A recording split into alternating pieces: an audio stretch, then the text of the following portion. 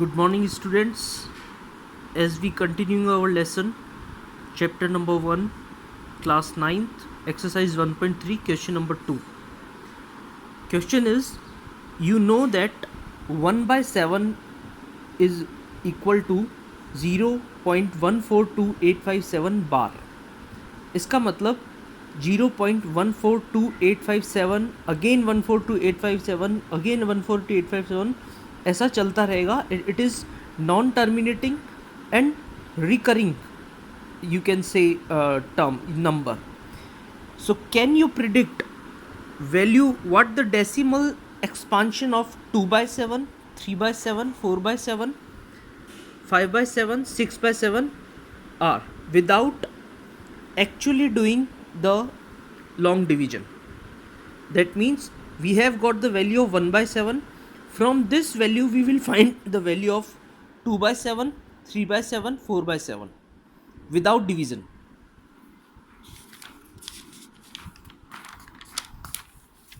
Here is the solution. It is given that 1 by 7 equals to 0.142857 bar. What we will do now, we have to find the value of 2 by 7. So we will multiply the term 1 by 7 with 2, like here. Here I have done multiply 2 into 1 by 7. It becomes 2 by 7. We know that value of 1 by 7 is 0.142857 bar. So it becomes 2 multiplied by this. We will multiply this number with this decimal number, that 2 7s are 14, 2 6s are 12 and 1, 2 5s are 10 and 1 11, and so on. I have just multiplied this number to this number and I got this digit, and this is equal to 2 by 7. Understood? Just I multiplied 2 into 1 by 7, that becomes 2 by 7. I separated it 2 into 1 by 7. 1 by 7 की value हमें पता है, मैंने वो value put की और मैंने उसे 2 से मल्टीप्लाई कर दिया. So we got the value this, and this is our answer. 2 by 7 can be written as 0.285714 bar. In the same manner, we will get 3 by 7. 3 into 1 by 7, we can say 3 by 7 can be represented as 3 into 1 by 7. 1 by 7 की value हमें दे रखी है 3 into 142857 बार. हमने 3 को इस digit से multiply किया तो हमें मिला 428571 बार. तो हम कह सकते हैं कि 3 by 7 को अगर डेसिमल एक्सपांशन में लिखना है तो हमारा आंसर होगा 0.428571 बार.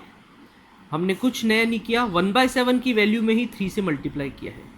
इसी तरह सो ऑन 4 by 7 के लिए हम 1 by 7 की वैल्यू को 4 से मल्टीप्लाई कर देंगे. 5 by 7 के लिए 1 by 7 की वैल्यू को 5 से मल्टीप्लाई कर देंगे.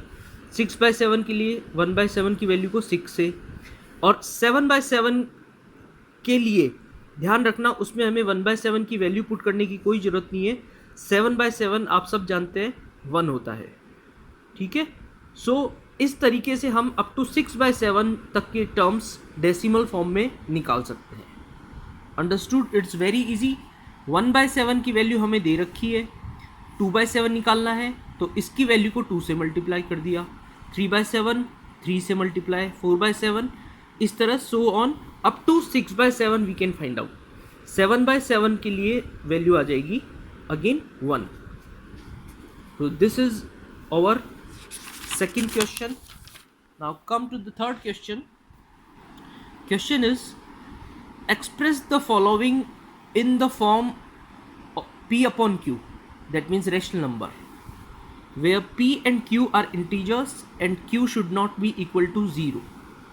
First number is 0.6 bar. 6 बार का मतलब है कि पॉइंट के बाद ये आंसर कंटिन्यू चलता रहेगा 6 6 6 6 6 6 एंडलेसली. सो इसे हमें P अपॉन Q की फॉर्म में लिखना है. इसके लिए हम इस नंबर को सपोज करते हैं that is x. Let x equals to 0.66666 continuous. अब हम क्या करेंगे, इस इक्वेशन को 10 से मल्टीप्लाई करेंगे from both sides. Okay, why I am multiplying with 10? Because 10 से मल्टीप्लाई करने पे ये डेसिमल शिफ्ट होके इधर 6 के बाद आ जाएगा. डेसिमल के बाद 1 नंबर है तो मैं 10 से मल्टीप्लाई कर रहा हूँ. अगर 2 नंबर होते तो 100 से करता, 3 होते तो 1000 से करता. तो 10 से मल्टीप्लाई करने पे ये बन जाएगा 10 इंटू एक्स और ये in left hand side and 10 into 0.66666 continuously it becomes 6.66666 continuously. This is our equation. 10x equals to 6.6666. इस चीज़ को हम अलग करके भी लिख सकते हैं. इसको ऐसे लिख सकते हैं 6 प्लस 0.6666 और दिस दैट इज कॉल्ड, ये 0.666 किसकी वैल्यू है, x की. So we put we instead of this we return here x. 6 plus x equals to 10x. It is now simple equation. अब हम x को इधर ट्रांसपोजिशन कर देंगे. 10x minus x is equals to 6. 10x minus x की value होती है 9x. 9x equals to 6. So x equals to 6 upon 9 and that is 2 upon 3. So the term 0.6 bar मतलब 0.666 कंटिन्यूसली, इसे अगर हम p अपॉन क्यूब फॉर्म में लिखना चाहे तो इसका आंसर है 2 upon 3. Again you can solve it by dividing. 2 upon 3 को डिवाइड करके देखो, आंसर यही आएगा 0.66666 endlessly. So this is the method by which we can get any number into p upon q form. Now second number is 0.47 bar. It's 7 bar, that means only 7 repeat होगा. 4 तो ऐसे कैसे रहेगा, 7 continuously change होता रहेगा. Let x equals to 0.47 bar. x की value हो जाएगी 0.477777 continuously. Now मैंने बताया था 2 टर्म्स है तो मैं इसे मल्टीप्लाई करूँगा equation by 100 both the sides, LHSB और RHSB.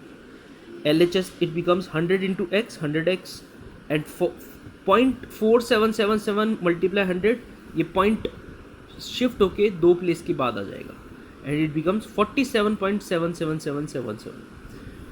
अब for 100x इधर ऐसे कैसे, 47 को मैं लिख सकता हूँ 43 plus 4.777.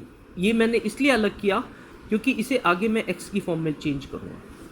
100x equals to 43 plus 4.7. Look here, अगर हम इसे 10 से मल्टीप्लाई करें तो ये बन जाएगा 4.777. तो 4.7 को हम क्या लिख सकते हैं, 10x. Okay, 100x is equals to 43 plus 10x. 100x minus 10x मैंने इसको इधर शिफ्ट किया equals to 43. It becomes 90x equals to 43. X equals to 43 upon 90. So our final answer is x equals to 0.47 bar can be written as 43 upon 90 in the form of p upon q. Thank you.